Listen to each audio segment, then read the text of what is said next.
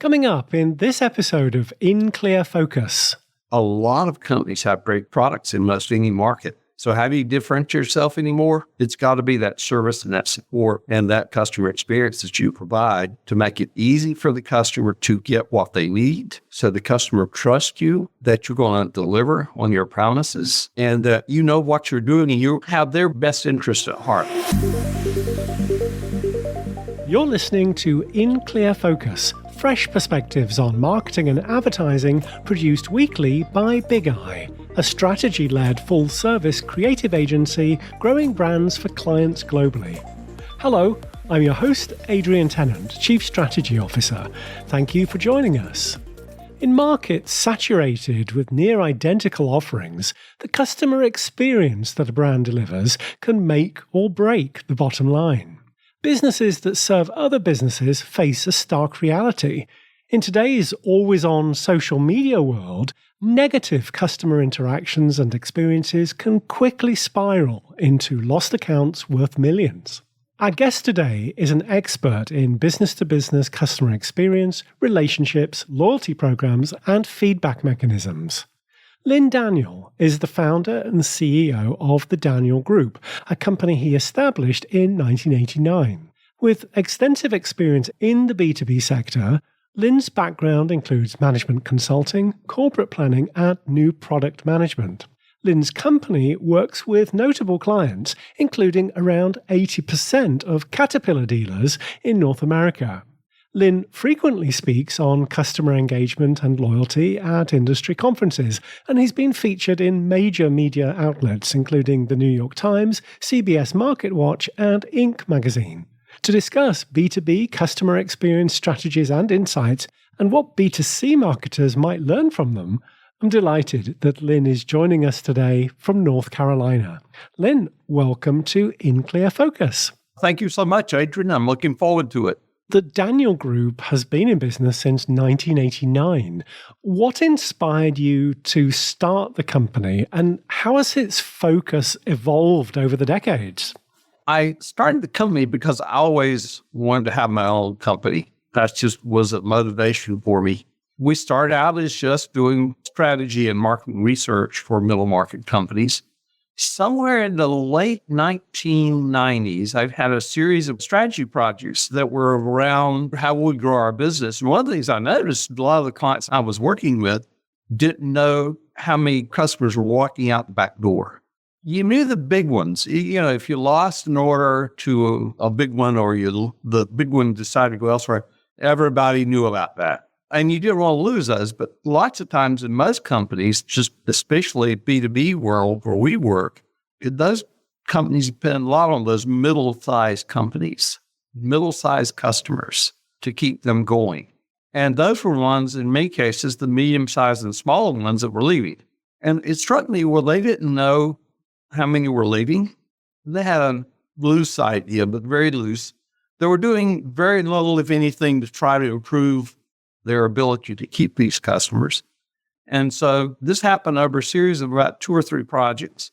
We started work with one client, just still a client now in South Carolina, to try to understand what was going on in their customer base. This led to what we now call Experience Connect, which is an ongoing feedback process to help our clients understand what they need to do to keep customers coming back and help them to spend more money with you.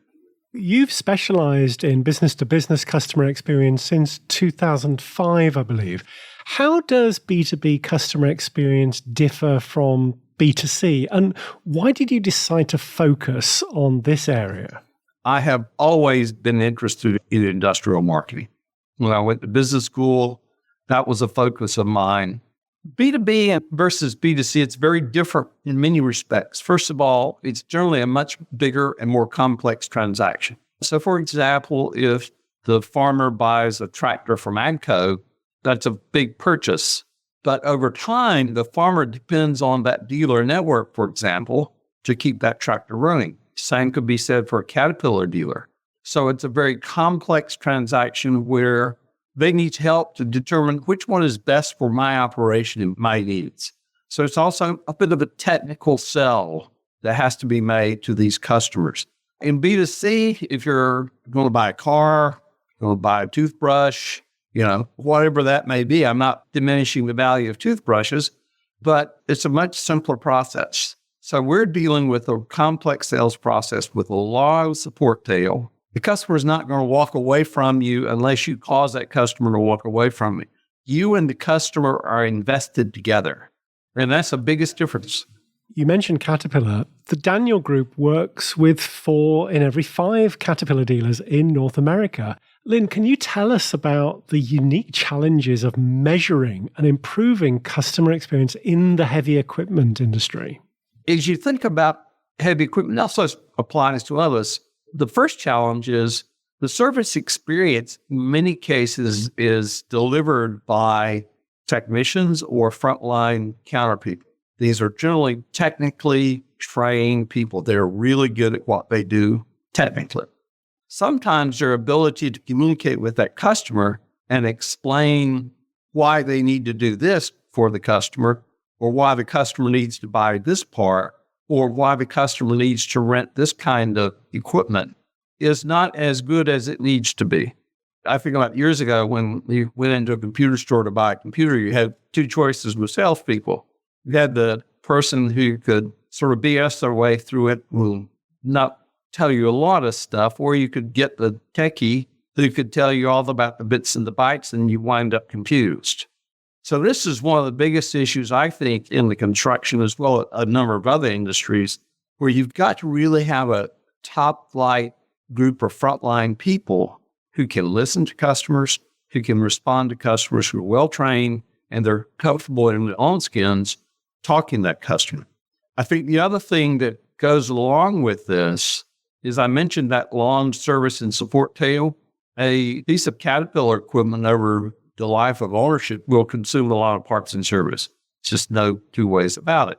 And so by doing that, it requires a lot of ongoing support, both at the human level as well as just staying in touch with that customer, making sure they've got what they need, making sure things are working right. In other words, not assuming. I think now the good thing is a lot of technology is helping our clients improve that ability to stay in touch. For example, if you buy most any of the equipment of any of our clients right now, that equipment will have some type of telemetry on it so that it will tell the dealer that from where they bought it, I've got some parameter that's out of whack. Send someone out, or it needs service, or in many other things. But that's a help that causes them to stay in really good touch with their customers this day and age. So technology is really helping them, I think, to stay in better touch with your customers. Lynn, when we were preparing for this podcast, you mentioned to me that you use various methods for gathering customer feedback, including phone, email, and text surveys. Why do phone surveys still dominate your approach? And what advantages do they offer over digital methods? There have been many times where I talk to a new client and say, well, you're still doing phone surveys? I said, yes, we are. And we're doing them because they work. Why? If I send an email, or let's just say a digital survey out on the cell phone, and you're out in the field, you may give me a score. Okay, 8 on this, 9 on this, 10 on this, 5 on this. But generally what we're seeing is you don't get a whole lot of anything else. You don't get a lot of qualitative comments. There may be some ways in the coming year or so that we can help improve that process. Most of us that are older, and we don't have to be older, but using a cell phone with the way the small screens are today, that's a bit of a challenge. So a phone is a whole lot easier to get the feedback. We get more feedback. And when you think about it, if someone just spent $25,000, $30,000, $40,000 on a service for a product, you really want to dig in and understand, well, what went well and what could have been better for that customer. What we say is we think we'd get more information on the why behind the score with a phone than we do digitally. Digital has its place. We certainly use them. We will continue to use them. We'll probably increase our use of them. But they're going to be used more, I think, for what I call more cut and dry transactions, simpler parts transactions, simpler rental transactions, those transactions where It's all, I won't say binary. You may have 3 or 4 factors that you've got to look at, and those factors can be gauged in a more quantitative manner. But for others, it's a lot more difficult. You do get more feedback, more in-depth feedback with phone. Lynn, I'm curious, do you have any plans to use AI to support those phone surveys? I certainly would take a look at it. One of the problems we have, Adrian, with AI is there's so much lingo in the worlds in which we work. Keeping the lingo up to date, and it's got to be up to date, because if AI bot calls a customer, first of all, if they find out it's a bot, they probably will hang up. So it's got to be really damn good. No two ways about it. And it's going to take a constant training process. I think it's going to be a while before it's used in that manner. We've got some other ways we have plans to use AI. For example, the transcription of the verbal comments that are recorded in our interviews could be a very good use of AI. That's probably high on our list in the next year or so to begin to use AI for that purpose. In B2B, there are often multiple stakeholders involved in customer experience. How do you approach gathering feedback from different organizational levels, from the end users through to decision makers? That's a really good question, because what we often find, there's some surprises there. So for many of our clients, let's say we talk to the construction supervisor or the farmer or someone like that who's on the front line actually using it, we'll get one set of information from them. So what we do quite often is we will do what we call relationship surveys. So these are done typically with more senior level managers. They have a senior relationship with someone, maybe the dealer or the OEM, but they don't know the details of a transaction. They know you worked on that truck, we worked on this piece of construction equipment. They don't know all that, but they have a perspective of how they see the relationship with that provider. And at times, there's a difference between what the senior level folks see and what the frontline people experience. Sometimes it goes one way or the other. It all depends. And honestly, this is helpful information for our clients, because they can begin to understand, well, let's say we've got a really strong relationship with the senior level management, but we're losing it with some of the frontline people who are actually on the bubble for getting a lot of this done. That's really valuable information for our clients to have. And then they can start to say, what do we need to do to change this? What happens if we don't change it? And where are we breaking down? Because we want to have the feedback from both of these big groups more in alignment. You've discussed the importance of understanding the why behind Net Promoter Scores, for example. Can you elaborate on this and explain how qualitative data complements quantitative metrics in B2B customer experience research? A few years ago, we started looking at that very question of, okay, how we get to the why, what can we do about it? We were already getting a lot of qualitative feedback, getting that qualitative feedback organized in a way that people could use it as a challenge. And you know the challenge, I'm sure, in your line of work. So what we did is we started asking 2 very simple questions following, say, overall satisfaction or maybe some other prompt question. So we'd ask the customer, rate your satisfaction on this particular experience or whatever it was, product, whatever. And so it's maybe a 1 to 10 scale, and they give a 9 or 10 or 8 or whatever they give. And then with the first question we asked, tell me, Mr. Customer, what went well? Our interviewer collects that information and tags it with preset tags. And then the next question is, what could have been better? And we'll go through the same process, collect the information, tag it. And then with the technology that we use, we're able to pull all those tagged comments together so we can start to understand, okay, the customer said, well, communications location could have been better. What does the customer mean? We can pull up the actual surveys, and they can look at the surveys and say, this is what the customer was talking about. One of the other benefits to this approach is we can shorten surveys. Why? If I ask you, what are the things that you like best about some experience, you may come up with 1, 2, or 3, most. They're the ones that pop in your mind. And likewise, the things that went not so good, a couple of three that pop in your mind. So we're getting to the top of mind thinking for that customer. So that means we can eliminate some other questions. For example, we may not need to ask a question about communication. We're doing that. If it's not mentioned by the customer, then it's likely not a hot button issue. If it is, we capture that and we start to understand why it was an issue. Likewise, if the customer said, hey, I love the ease of doing business with this company, then we can start to understand, well, what makes us easy to do business with? Which, by the way, is a absolutely powerful tool to have in your toolkit if you want to keep customers happy. Let's take a short break. We'll be right back after this message.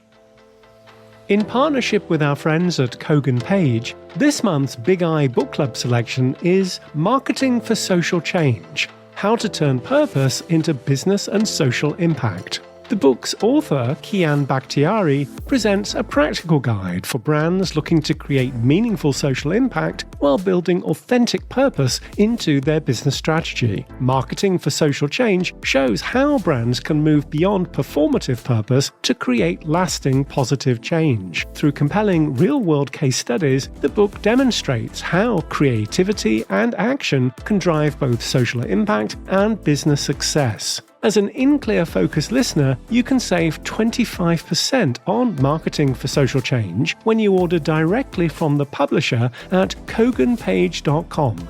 Just enter the exclusive promo code BIGI25 at checkout. Shipping is always complimentary for customers in the US and the UK. So let Marketing for Social Change be your roadmap to building a purpose-driven brand that makes a real difference. Welcome back. I'm talking with Lynn Daniel, founder and CEO of the Daniel Group, about B2B customer experience strategies and insights. Lynn, I understand you discovered that around 1/3 of surveyed business-to-business customers reported referring their current provider to a friend or colleague. How does this insight impact B2B marketing strategies? Adrian, I think we need really change our approach to marketing in the B2B world. To add a little bit more to that, over 90% of those came from the customers that gave a 9 or a 10 on the Net Promoter Scale, liked it, recommended. So it's those happy customers. So one thing is great CX is at the root of that referral activity. Secondly, if you know you've got 1/3 of your customers referring you, how do you manage that network? Do you know who they are? And most companies don't. What I've seen, if, for example, a customer comes to a company as a new customer, unfortunately, too often we may ask them, how did you come here? Why did you choose to do business with us? But it's not captured in any sort of rigorous, formal way. If you think about it, I think about this being almost a network where you could put a map on the wall. You spot who's your referral network in your territories, and what can you do to nurture that network? And I'm not talking necessarily about giving spiffs or anything to customers. These customers don't want that. But they do want to be acknowledged, I think. And they do want to be recognized. But at the root of that is that customers got to be happy with what you did for them. Either the product's got to be a really good product or the service has got to be fantastic to get them to do that. One quick story I will tell you. One of our clients introduced a new product. It's a big farm tractor several years ago. And we interviewed this one customer. I think he told us that he felt like he was responsible for selling 9 of these tractors in the county. And he was really proud of that. What I later learned is when he got the tractor and started using it, when he wasn't using it, he parked it out beside the road of his farm to show people he had another kind of tractor that they needed to take a look at. And it was a thing of pride for him. But we see this all the time with customers who want to, if they have a good experience, they want to tell people about it. What are some common mistakes you see B2B companies making when managing customer experience? Let's think about this feedback loop. You're asking customers to give you feedback on how you get better. One of the biggest mistakes is companies don't communicate back Well, first of all, they may not do anything about what the customer suggested. It's like you get something back and you look at it, that's great, stick it on the shelf. Well, customers over time will say, the heck with this, I gave you feedback on what you needed to do, and nobody's ever done anything about it. We hear that as a complaint quite often, although I think that's starting to improve a little bit. So we hear that. I think the second thing is not responding quickly enough to a specific complaint. So, for example, if the customer bought something, had a service, and the customer's really upset about it, it didn't work as expected, it was more expensive than expected, you probably got about 24 to 48 hours to at least respond to the customer before the temperature of the customer goes way up. That doesn't mean you got to have an answer. That means you just have to respond. And then you got to try to work on, let's figure out what happened in this particular situation and try to get the customer happy. That's, I think, one big mistake. I think the other thing is people won't celebrate success enough. Customer experience is largely about changing culture of an organization. And I'm a strong believer that positive encouragement, meaningful positive encouragement, goes a long way to building a strong culture of focus on the customer. Many years ago, we started what we call a good job flag. So if the customer mentions, so-and-so did a great job for me, loves this or whatever, our interviewers are not soliciting it.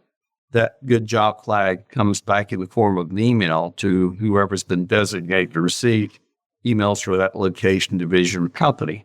I saw the power of that a few years later when I was visiting one of our clients, and it was break time, and some of the technicians from the shop were in the break room, and I was in there getting coffee or something. And I noticed they were watching a monitor that the company had installed. And what they were doing is they had a loop playing, showing the comments from the customer with the customer's picture on it and talking about. Those technicians were looking at that with rapt attention, talking to each other about what they did. And the feedback I got from the managers was it was one of those things that got them engaged and got them to understand that they play a critical role in delivering good CX. I keep hearing that over and over and over because really a lot of times those are the kinds of jobs that are somewhat thankless. They go unrecognized way too much. We love case studies on In Clear Focus. So Lynn, can you share an example of how a B2B company successfully improved its customer experience based on insights gathered through your research? Let me think about one that comes to mind. It is a large dealer of construction equipment. They were doing okay, but let's just say they were toward the middle, lower end of the pack. And part of this was that it was some basic blocking and tackling they had to do first. Through the feedback we provided, they've realized they thought they had a system problem with their phones, and they found out, yes, they do have a system problem with their phones. I mean, this was just basic blocking and tackling, Adrian, as a first step. So it was getting some of the operational stuff out of the way so that people could deliver good service. Second thing was putting in place some metrics of what was needed to deliver great CX. Because I think one of the things you have to do is you have to explain to people what you're talking about when you deliver good service. So, for example, they just put together, I think, 5 basic things to do when you're interacting with a customer. Over time, they started measuring. They've since stopped that because they've realized that it was a little counterproductive over time, and it was not as helpful as they wanted over time. But it got people to thinking about, what do I need to do each and every time I interact with a customer? They also made some just process improvements behind the scenes to improve inventory accuracy so that if they send to the customers parts available, it'll be there in 2 days or be there the next day. They could say that with a high degree of confidence. And I think the other thing they did, they started to use, since they had done about 45 locations, so it's a large operation. One of the things they did, they started to use the better performing locations as almost consulting operations for some of the other locations. So they would go into these locations that are performing well and spend a couple, 3 days there just watching, taking notes, understanding what they did, And then the main staff that were involved in CX would take those notes, put it together, and then work with the other lower performing operations and say, okay, let's try to figure out some ways you can implement some of these things in your organization. I say some because, each organization, each location is always a little different. Some may work in this location, others may not. So that's one of the very practical things they do. Right now, they're among the top performers in the dealers that we work with, and they stayed there. And I think they'll continue to stay there because they just welded that notion of the customer and the importance of the customer throughout the organization.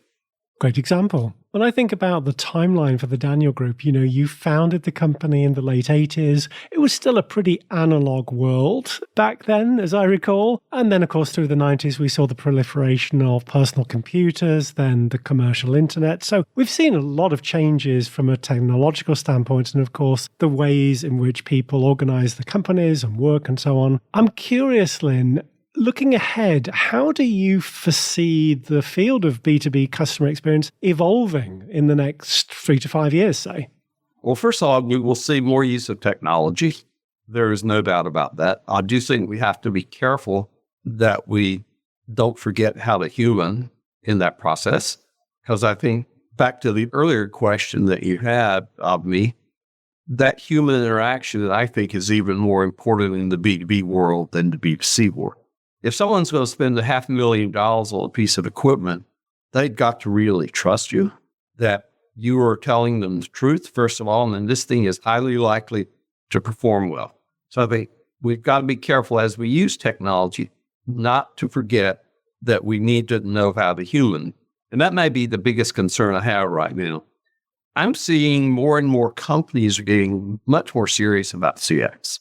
They're seeing it now as one of those things that you must have if you're going to be successful. Yes, you've got to have great product, but let's face it, a lot of companies have great products in most any market. So how do you differentiate yourself anymore? It's got to be that service and that support and that customer experience that you provide to make it easy for the customer to get what they need. So the customer trusts you, that you're going to deliver on your promises, and that you know what you're doing, and you have their best interest at heart. I think if you have their best interest at heart, then you're going to win this game, and you're going to win over the long term. Great conversation. Lynn, if listeners would like to learn more about your work at the Daniel Group, what's the best way to do so? Our website is www.thedanielgroup.com. My email address is Lynn Daniel, LYNNDANIEL @thedanielgroup.com. And you can find my phone number on the website. So by all means, give me a call. Love to chat.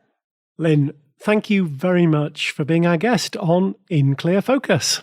Thank you so much, Adrian. I greatly enjoyed it.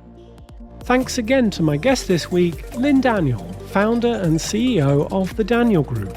As always, you'll find a complete transcript of our conversation with timestamps and links to the resources we discussed on the In Clear Focus page at bigeyeagency.com. Just select Insights from the menu. Thank you for listening to In Clear Focus, produced by Big Eye. I've been your host, Adrian Tennant. Until next time, goodbye.